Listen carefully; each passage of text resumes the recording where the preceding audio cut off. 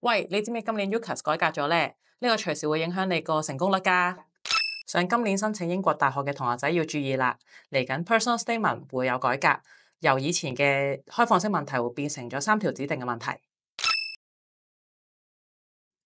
第一條問題就係關於點解你想讀呢一科啦。咁其實呢一個咧就係一個機會俾你展示你對呢一科嘅熱情啦，同埋對呢科嘅理解嘅。咁包括咗你可以去參考嘅方向就係到底你有咩motivation 啦、動力啦，你對呢一科嘅認知同理解係乜嘢啦，同埋你將來自己有乜嘢計劃係關於呢一科，可以從呢一啲方向去入手去考慮咯。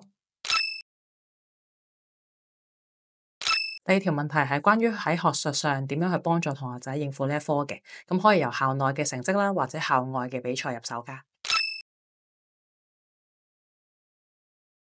第三條問題係關於同學仔課外經歷點樣幫到佢呢一科嘅，咁包括可以由一啲工作經驗啊、義工活動、